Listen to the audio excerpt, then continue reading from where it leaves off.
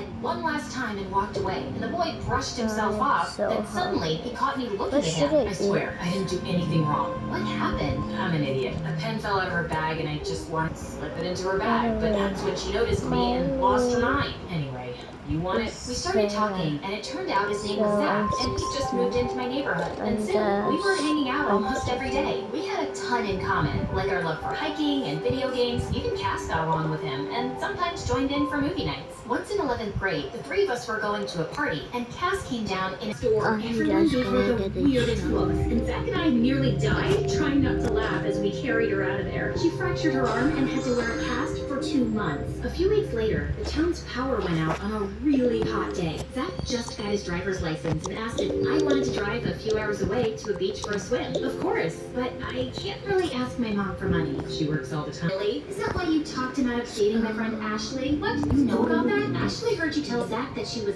dumb and high maintenance, and he deserved better. Look, if you want him all to yourself, fine. But if you don't like him that way, then let him date someone else. It's not nice to lead people on. Oh, did the Tin Man suddenly grow a heart? Mind your own business. Ashley was dumb, and I had to protect Zach. He was too naive, and girls like her would totally take advantage of him. But I was only looking out for him as a friend. It wasn't exactly my type. I wanted to be a surgeon, and Zach wanted to teach high school social studies. Not that there's anything wrong with it, but I'd seen my mom struggle a lot as a teacher. I didn't want that for my future. Besides, Zach and I were both fine with our relationship. We went to prom together as friends and had the best time ever. Soon college started, and Zach and I lived across campus from each other and met often. One day, I was sitting in the library, and I needed a book from the top shelf. The little step stool under me wobbled and brought down a pile of books with me. Just then, someone came to my side. It was Sean, the mysterious and most handsome guy in my class. He always sat in the back, but blew everyone out of the water on tests. I think you have dropsies, mon chéri.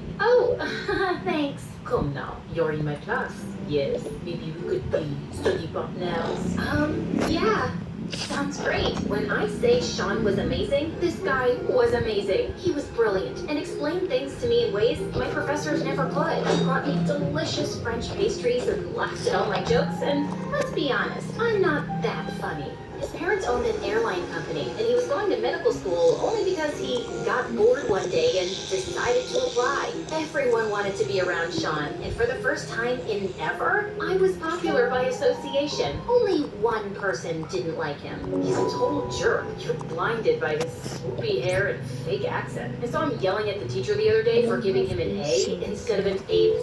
Come on, don't be like that. He's sweet. You can't be serious, Jordan. Zach made it so obvious he couldn't stand Sean. Whenever we hung out together, he sat in a corner and sulked. What is wrong with the little boy, eh? Nothing. He's totally fine. Then why is he crying in the corner like an injured duck? Wug wug. Now waddle away and let me enjoy my beautiful view. Excuse me? Jordan, aren't you gonna say something? Sean, come on, don't tease him. But Zach, maybe we'll just catch up later? Zach stormed off, and I felt kind of bad. But Sean started feeding me chocolate strawberries, and everything else left my mind. I hoped Zach would warm up to Sean soon, but he started acting crazy. On one of my dates, I spotted him wearing a stupid disguise and glaring at us from across the restaurant.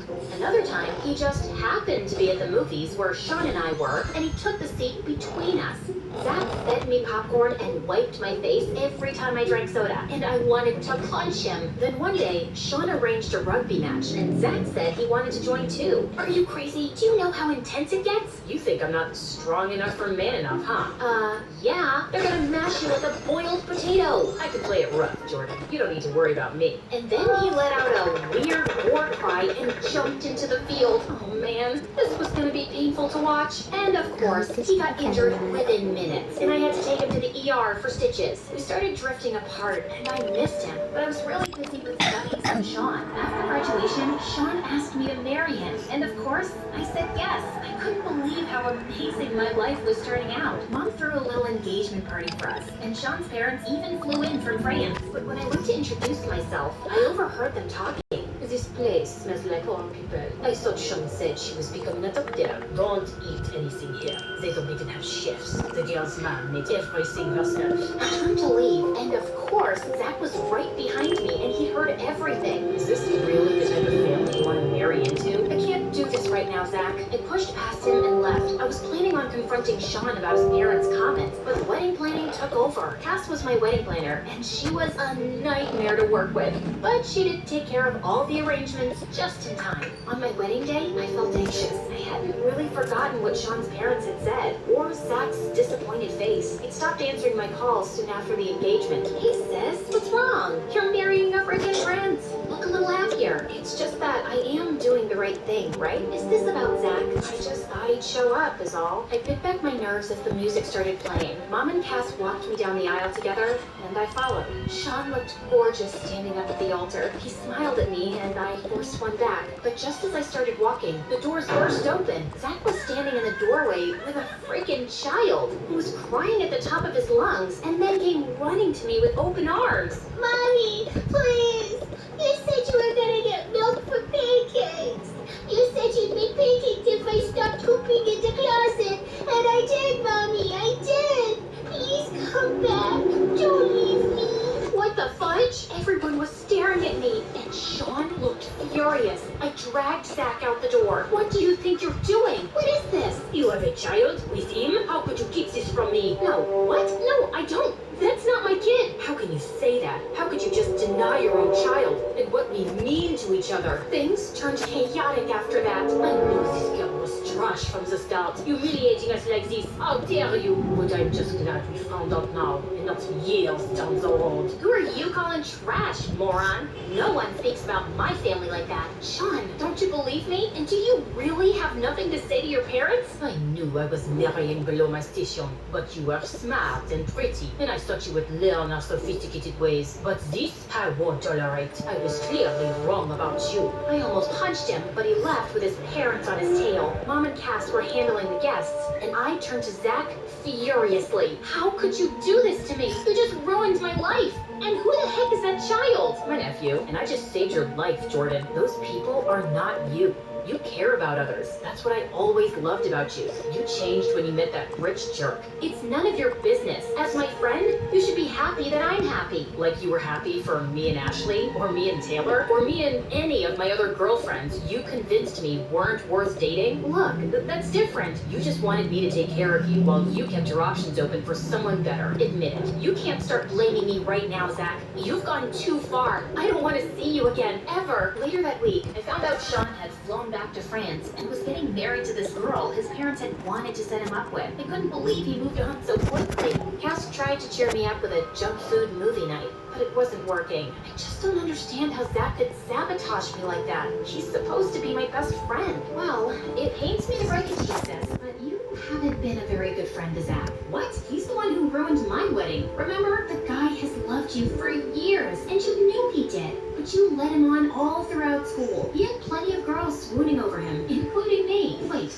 you like Zach? Not anymore, but I had a crush on him at one point. Lots of girls did, but he only had eyes for you, and you threw him to the side as soon as someone better came along. I didn't mean to. I just didn't want to lose him. Well, now you've lost him anyway. I knew Cass was right, and I felt so horrible for treating Zach the way I had, but I was still so angry at him. I just wanted to graduate and start fresh, away from all this drama. I finished my residency and became a neurosurgeon at a big hospital. I paid off my student loans and soon gave Mom a down payment to buy a cute flat. Cass got married to a rich guy who adored her and moved into a house close to mine. We saw each other every week, and life was good. Then one day, I was invited to give a lecture at a local university. A small error of judgment. Small error?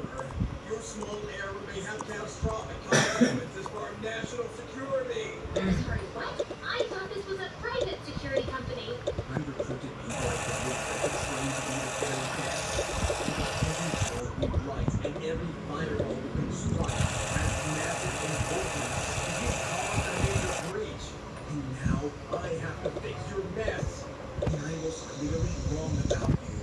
You don't belong here. Pack your things. You're going home tomorrow morning. And it's not Liam. It's Mr. Finch.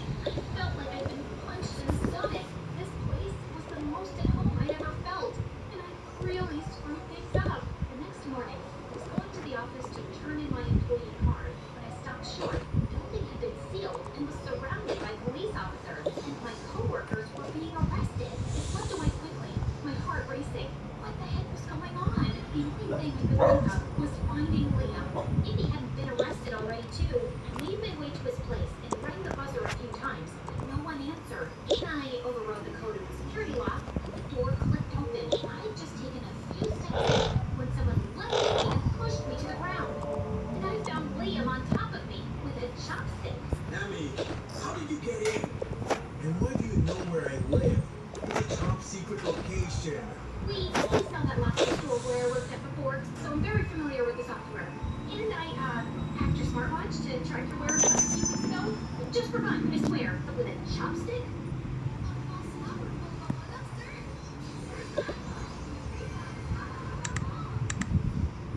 Looking for your daughter's first deal? Try Dot Deal Serum. Start with dental care.